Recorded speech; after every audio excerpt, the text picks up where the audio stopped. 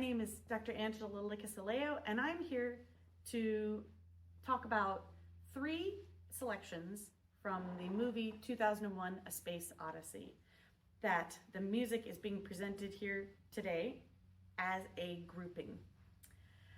So, before we get to the music, let's clear something up. This piece is also Sprach, Zarathustra by Richard Strauss. That's German for "thus spoke Zarathustra." It's not about dinosaurs, and despite what your inner voice may whisper, it also has nothing to do with Zambonis. It's the same piece you know from 2001: A Space Odyssey, whose opening notes that practically scream something monumental is happening. Strauss wrote this in 1896, long before spaceships, but somehow it has become the universal soundtrack for cosmic mystery and adventure. So a little bit about Richard Strauss. He was born in 1864 in Munich into a very musical household. His father, Franz Strauss, was one of the best horn players in all of Europe. The family joke was that Richard was practically raised on brass instruments. So it's no surprise that Strauss grew up to write music that's notoriously difficult for brass sections. Horn players still both love and loathe him. Unlike some composers who suffered for their art, Strauss had a pretty comfortable life. He became successful young, earned a good living, and even conducted his own music at major premieres. If Beethoven was the struggling genius, Strauss was the guy who showed up to rehearsal in a nice suit, on time, and with money in the bank. He also had a sharp wit. Once, someone accused him of writing music that was too modern. Strauss quipped, "I may not be a first-rate composer, but I'm a first-class, second-rate one." Not bad self-deprecation for a man who basically redefined orchestral sound and literally wrote the book, though not the first one, on orchestration called A Treatise on Instrumentation. And if you know his operas, like Salome and Der Rosenkavalier, you know he has a flair for dramatic, big orchestra, big themes, and occasionally bigger scandals. So, about Zarathustra. The title comes from a philosophical novel by Friedrich Nietzsche. If you've ever tried reading Nietzsche, you know it's not exactly light reading. It is full of deep ideas about humanity, morality, and the so-called Übermensch, or Superman. Strauss read the book and thought this would make a great orchestral tone poem, because, of course, nothing says German philosophy like a 35-minute orchestral blockbuster. The piece is in 9 sections, played without pause, and each section reflects an idea from Nietzsche's book. Though Strauss himself admitted he wasn't really trying to set the philosophy to music. In fact, he later said, "I didn't write philosophy, I wrote sound," which is probably why we still listen to Strauss today and not so much a Nietzsche audiobook. So let's talk about the famous opening. The sunrise fanfare is trumpets blasting out C, G, C over a pounding timpani and full organ. It's one of the most recognizable beginnings in all of classical music. But it's not drama for drama's sake. It symbolizes the dawning of human consciousness, or in movie terms, the moment in 2001 that the apes realize, wait, tools are really helpful. The rest of the piece takes us on a wild ride. There's a section called Of the Great Longing, which is full of yearning string lines, a fugue representing science, which sounds exactly as complicated as you would expect, and a lush waltz-like passage, because Strauss couldn't resist sneaking in a Viennese waltz, even while tackling philosophy.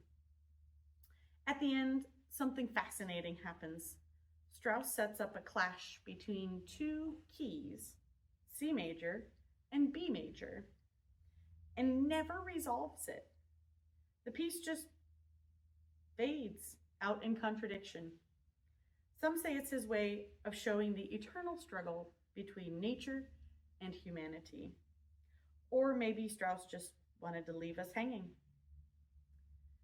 So today, as you hear the opening of Also sprach Zarathustra, you can think of Nietzsche and philosophy if you'd like, or just enjoy Strauss at his grandest, painting the universe in sound. From blazing sunrise to cosmic uncertainty. It's music that refuses to give you all of the answers, but makes the questions unforgettable. The next of our trilogy of 2001 pieces is the Blue Danube by Johann Strauss II. It's so famous that even if you think you don't know it, you probably do.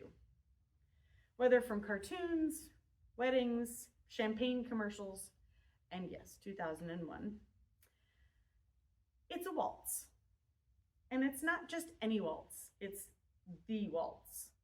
The one that made the world fall in love with Viennese three-quarter time and those dresses. So let's meet the man behind the waltz, Johann Strauss II. Strauss was born in Vienna in 1825. His father, Johann Strauss, was also a famous composer of dance music. You'd think like father, like son, but actually, not so much. His father didn't want his son going into music. He wanted him to be a banker. So luckily for us, Johann Jr. followed his heart and not the stock market. In fact, his father was so against it that he had to learn violin in secret. Can you imagine sneaking around with a violin case like a rebellious teenager? Where were you last night? I was at a friend's house. Secret practicing. When Strauss finally struck out on his own, he quickly rivaled his father in popularity. Eventually, people started calling him the Waltz King. He was so successful that even Johannes Brahms, or Mr. Serious Symphony, once signed a fan's autograph book with the opening notes of the Blue Danube and the cheeky message, unfortunately not by Johannes Brahms. Even Brahms had to admit that Strauss had written the hit of the century. So let's talk about the music. The Blue Danube premiered in 1867, but not in a grand concert hall that you might expect. Originally, it was a choral work performed by the Vienna Men's Choral Society. Yes, it had text, and a very silly text at that, written to cheer up the Austrians after losing a war. Think of it like a musical pep rally. Luckily, Strauss later dropped the text and turned it into a purely orchestral waltz that we know today, which, good decision. Because honestly, once you hear those opening bars, you don't want anyone singing over them. The piece doesn't just give us one melody, it gives us 5 different waltz themes, all strung together like pearls on a necklace. Each has its own personality, playful, elegant, sweeping, and flirtatious. And Strauss weaves them together seamlessly, so it feels like one glorious dance. And the title, the Blue Danube. If you've ever seen the Danube River, you might notice it's not really blue, more like a murky greenish gray. But the murky greenish gray Danube doesn't sell as many tickets. So really, that's Strauss's genius, is rebranding. This waltz took Vienna by storm and soon conquered the world. It became an unofficial Austrian anthem and a symbol of Vienna's charm, elegance, and a little bit of sparkle. Even today, it's played every New Year's Eve by the Vienna Philharmonic with a champagne-like musical form. But beyond tradition, it's just fun. There's an irresistible lift in those rhythms. Even if you don't know how to dance, you can feel your foot tapping. It's the kind of music that makes life feel lighter for 3 minutes at a time. So as you hear the Blue Danube, don't just sit there like a concert hall statue. Let it sweep over you and take you down the river, elegant, joyful, and maybe even a little cheeky.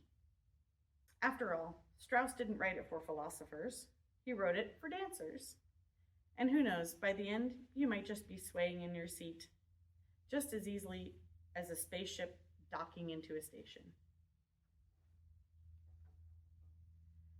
Next, we will hear one of the most gorgeous slow melodies ever written, the Adagio from Khachaturian's ballet, Gayane. Now, if you're thinking, I've heard this before, but I can't place it, you probably have. This is our third piece from our 2001 A Space Odyssey. Countless TV shows and even figure skating routines. It's like sweeping, heart-melting piece that makes everything feel about 10 times more dramatic. So let's meet our composer, Aram Khachaturian. He was born in 1903 in Tbilisi, Georgia, to an Armenian family. That's already quite a mix. Georgian culture, Armenian heritage, and later training in Moscow. You can hear that richness of influences in his music. It's got classical form, Soviet power, and Middle Eastern flair to spice it all together. Unlike Mozart, who was writing symphonies practically before he could walk, Khachaturian didn't start studying music seriously until his late teens. Before that, he was mostly self-taught. In fact, he went to Moscow planning to study biology, then ended up sneaking into music classes, proving once and for all, when you get bored in science lectures, you can accidentally become a famous composer. He studied at the Nessun School and later the Moscow Conservatory, where his talent for melody and rhythm shone. And the rhythm was his superpower. Khachaturian's music practically dances off the page. He became one of the most prominent Soviet composers alongside Shostakovich and Prokofiev. Though, unlike those two, Khachaturian was often praised for being a crowd pleaser. His music was big, colorful, and dramatic. And most importantly for the Soviet authorities, it was accessible. People could whistle the tune on the street. But unlike some of his colleagues, he did run afoul of Stalin's cultural watchdogs. And in 1948, he was denounced for writing formalist music, a fancy Soviet way of saying it's too modern and not socialist enough. He apologized, survived the scandal, and kept composing. So, pro tip, never argue with Stalin's taste in music. The ballet, Gayane, was premiered in 1942, right in the middle of World War II. The plot is a little complicated. It involves a young woman, her abusive husband, family loyalty, soldiers, love, and patriotism. Let's just say you probably won't see Gayane as often as you would see Swan Lake. But the music, now that's another story. Khachaturian filled the score with vibrant Armenian and Caucasian folk rhythms, blazing dances, and in the middle of it all, the luminous Adagio. Fun fact, Most people know Gayane because of the saber dance, the fast, flashy piece that sounds like a musical equivalent of someone running with scissors. But the Adagio is a complete opposite, slow, lyrical, and deeply emotional. It's like Khachaturian wanted to show he could break your heart just as easily as he could get your blood pumping. So what's happening in the Adagio? In the ballet, it underscores a love scene. You can hear it in the long, yearning string lines, in the way the melody slowly unfolds as if it doesn't want to let go. Musically, it's simple but profoundly powerful. A long, arching tune that seems to hover in the air, almost timeless. The strings sing and everything feels suspended. That emotional directness is why filmmakers love it so much. Put this music under almost anything, a space station floating in orbit, a couple ice dancing, and even someone pouring a cup of coffee, and suddenly it feels more profound. So as you listen, let yourself sink into the sound world, the warmth, the longing, the sheer beauty of Khachaturian's melody. It's music that speaks without needing any translation. And remember, if you suddenly feel your life is much more dramatic than usual, don't worry. That's just the 2001 effect.